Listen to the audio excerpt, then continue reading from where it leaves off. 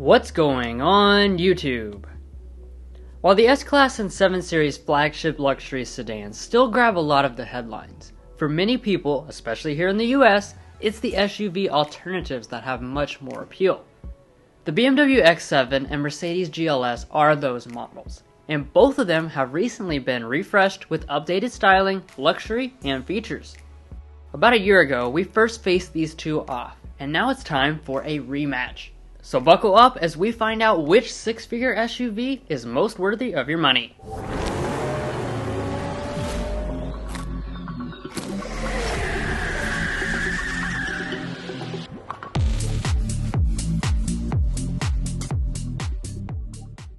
Now, even though money probably isn't the biggest consideration for those shopping in the segment, we will still quickly establish things with a breakdown. Beginning with the 2024 BMW X7, we have the xDrive 40i model, which is the non-performance version most people pick. As German automakers are known for, there are still tons of a la carte options you can pick, so that makes for an additional $20,580, bringing the total to just over $103,000. Like the X7, the refreshed GLS also has increased its base price for 2024. With that price adjustment and $18,670 of options, we have a total price of $106,820. Now this is going to be an objective comparison. We have done our best to weigh the points awarded throughout in major and minor categories, but at the end of the comparison we will sum up with our thoughts and account for the price difference. With that being said, let's get into the meat and potatoes. You'll know these two are flagship SUVs as soon as you walk up to them. They have commanding designs, with the GLS taking a huge step this way for 2024. Its more modest grille has been substituted out for 4 large smoked chrome bars, which is even bolder than the large kidney grille on the BMW. As far as lighting, both are functionally the same adaptive full LEDs, even if the designs are very different. Now heading to the sides, you can immediately see that both of them are quite large, and their overall designs play into that. And large designs also mean proportionally large wheels, which is why both of them have 22s with 23s available. The BMW has a more dynamic look, with a strong body line that carries from the side into the rear. The taillights are of course fully LED, but the BMW uses a fading turn signal animation in the rear as well as the front. They also have exposed wipers and dual exhaust outlets. Now heading on to some of the other features, both of them have heated, power-folding, auto-dimming mirrors with blind spot monitoring. And both of them also come equipped with all the latest safety systems, including automatic emergency braking with pedestrian detection, lane keeping assist, adaptive cruise control, auto high beam headlights, and highway driving assistance. Tow ratings are 7,500 and 7,700 pounds respectively, which is less than the 5% difference required for a point. Finally, when it comes to the warranties, both have 4-year 50,000-mile basic and powertrain warranties, but only the BMW comes with 3 years of complimentary maintenance. So far, they are very similar, however the interior is much more important, so let's get into that. But first, if you're new here, we're brothers, and we've been reviewing cars since we were 12 and 16. We may be young, but we love cars. And we'd love for you to subscribe to be a part of our Car Confections family. Let's learn a lot, have some fun with all the latest cars.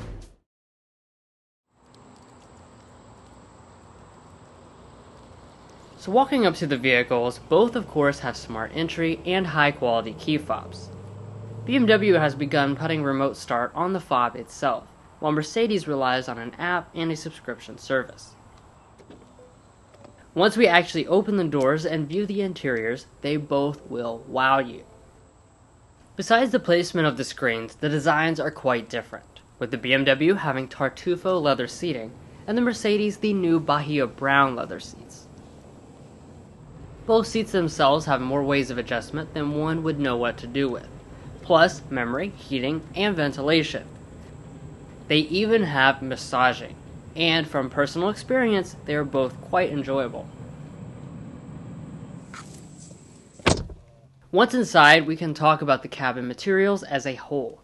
Unsurprisingly, both these two use top-notch selections throughout, including leather over pretty much anything you touch, genuine wood trims, a new one borrowed from Maybach in the case of the GLS, and real aluminum elements pretty much everywhere else. The Mercedes has beautifully detailed metal speaker grills, and BMW has glass knobs, which in particular stand out.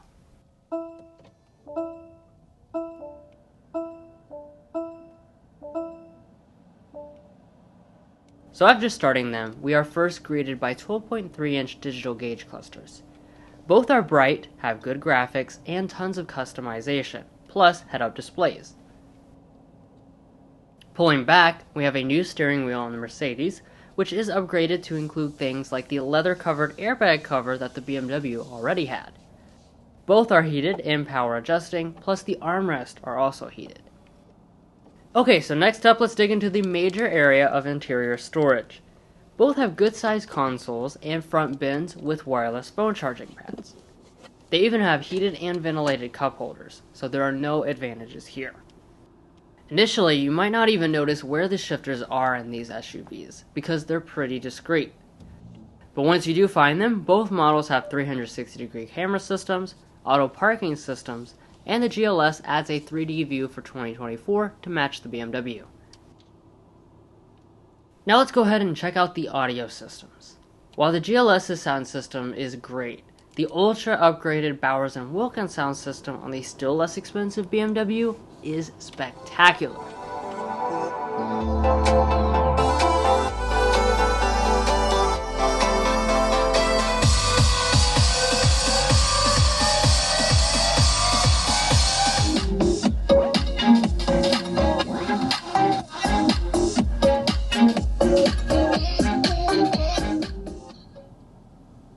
Before we get into the pretty similar display systems, let's talk about climate controls, which are not similar.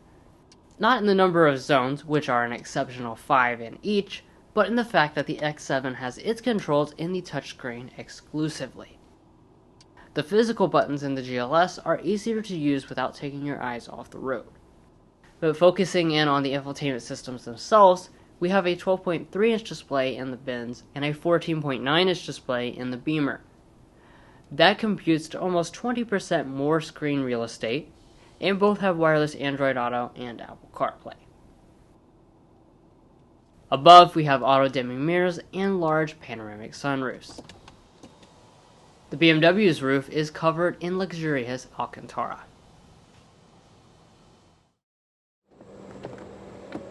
Now, the point of buying an SUV this large is to have plenty of space and luxury for the whole family, so let's check out the rear areas. First off, the numbers don't lie. As you can pretty clearly see, the GLS does have a legroom advantage of about 11%. Headroom, though, is very similar. Now, for luxury features, both have a climate panel for the next 2 zones of temperature, heated rear seats, and far more plugs than needed for 2 people occupying the power-adjusting captain's chairs.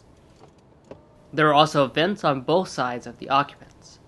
Only the BMW has power sunshades as equipped, and only the Mercedes has wood trim and ambient lighting built into the seatbacks.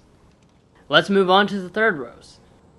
Now, of course, they're not going to coddle the occupants quite as much as the second rows, but they are still nice.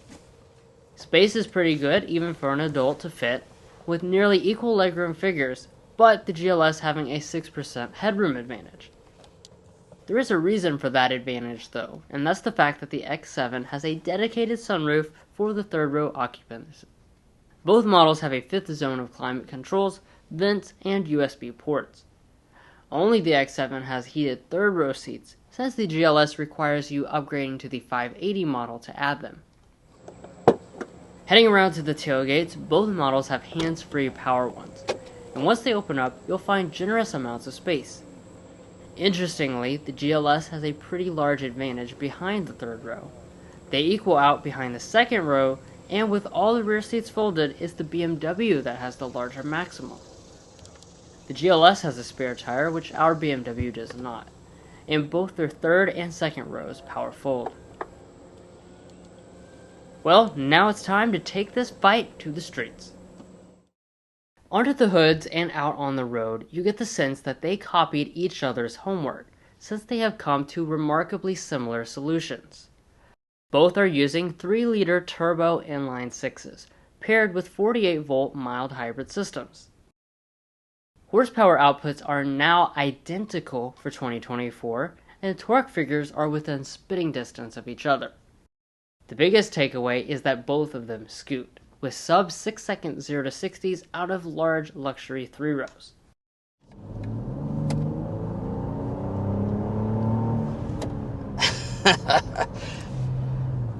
So with a quick punch of the accelerator, you're already above 50 miles per hour. Now, like we mentioned at the spec dump at the very beginning of the video, last year BMW enhanced the turbocharged inline 6-cylinder that this 40i model has, bringing the total to 375 horsepower, 383 pound-feet of torque, which is about 40 horsepower more than it was previously. And honestly, that just really enhances the way we feel about this buttery smooth inline 6-cylinder. It is just so nice behind the wheel.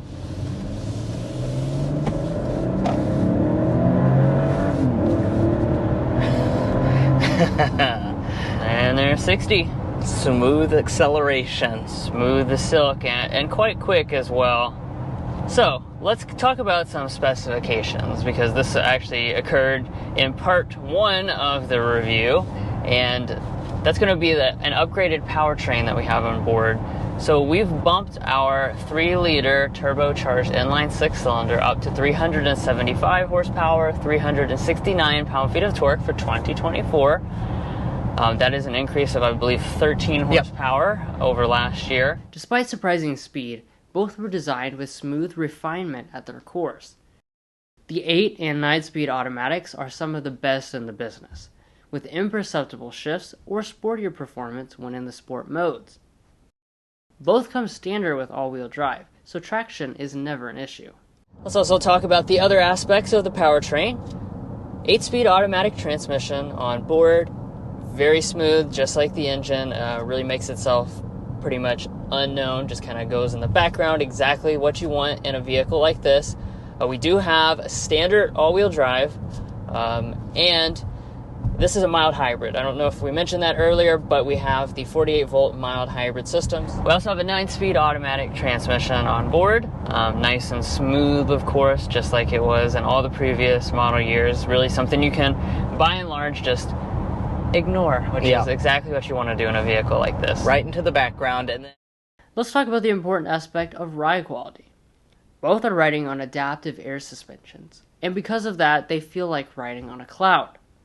Rarely do either of them allow any road imperfections to reach the occupants, but even if they do, their structures feel solid as rock. Yeah, we haven't talked about the ride quality yet, but I would say this BMW X7 is one of the best riding vehicles that money can buy, period. When you get in this, it's just so buttery smooth. Buttery smooth, you know.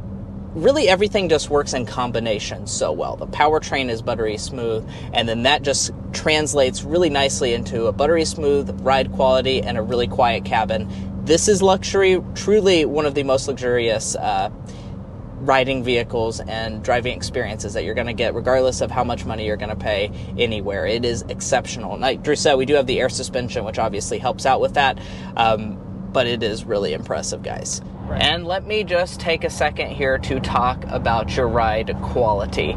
This GLS has ride quality that is pretty much unrivaled by any of its competition. It is so incredibly smooth. When you hit a bump, you absolutely cannot feel hardly any of it transfer into the cabin. And when you're just cruising down a smooth road like what we were doing right there, certainly it just feels like you're riding on a cloud. That is because we do have a standard air suspension on the GLS, so that makes your ride quality absolutely incredible. Now, as far as other driving dynamics, both have a little German athleticism baked into them, which makes them feel smaller than they are and handle relatively well. I also want to mention the mild hybrid system's operation when it comes to advanced auto start-stop. These are two of the best systems on the market right now, but we'd still have to say that the Mercedes EQ Boost system is the slightly more seamless of the two. So before you even come to a stop, it'll go ahead and power the vehicle off. That helps you not feel anything on the way down speed, and then it's so smooth. I mean, it's ridiculous. Yeah, like I said, how... for sure, officially the closest gas-powered car you can get to a full electric vehicle. Yeah, I mean, it's insanely smooth, guys. Pinnacle luxury vehicles also need to be as quiet as the rides are smooth. So let's talk about the sound level readings. Although both would be considered very quiet, going 55 miles per hour on a smooth local road, the X7 beats out the GLS by 3 decibels, which makes it exceptionally quiet. And we are on our designated strip of highway for our sound level reading. It's one of the things that we do in every Car Confections review, so we can compare and see the noise level entering into the cabin against all other large luxury 3-rows. So let's go ahead and get that.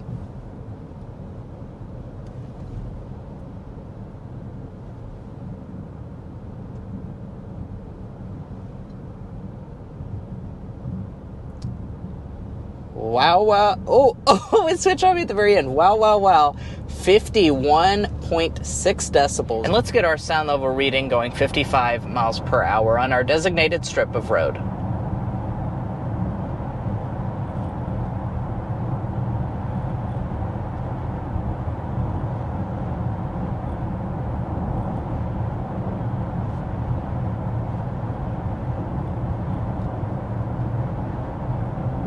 All right, we have settled in officially at 54.6 decibels, which is a very good sound level reading, going 55 miles per hour. Finally, as far as fuel economy, the updated, more powerful engine in the Mercedes has increased its fuel economy to within 5% of the BMW's.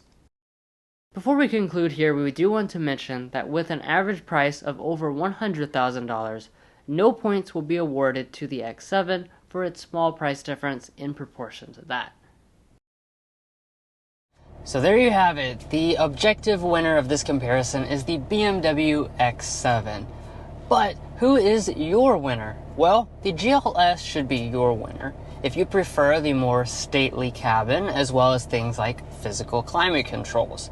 Another thing that's a benefit is that you have more second row legroom, you also have more third row headroom, and you have a more conservative exterior look, even though it is still imposing in its own way. And the X7 should be your winner for some different reasons. I think one of the big ones is that it has a bolder, sportier exterior design. So once again, it is going to come a lot down to that personal preference on which one you like styling-wise. I think I like the X7 better. Now, it does also have a slightly lower starting price than the GLS now for 2024. It also has larger screens for the main infotainment system at 14.9 inches. And it's going to have more third row features, especially for this price tag. You have to go to the 580 model to get some of the features that the X7 throws in the 40i, as you saw throughout the video. But we want to know your opinions between these two rivals. Which one are you taking? Comment that down below, because we're curious and we want to know what you guys think. If you're new to the channel, we would really appreciate it if you hit that subscribe button down below, because by subscribing you help us to make more of these comparison videos. And if you're a returning subscriber to the channel, thank you so much for your continued support, because we really do love having you in this Car Confections family, and we really do love what we do, and you make this all possible, so thanks for that. We'll catch you next time as we sample more of the latest automotive delicacies.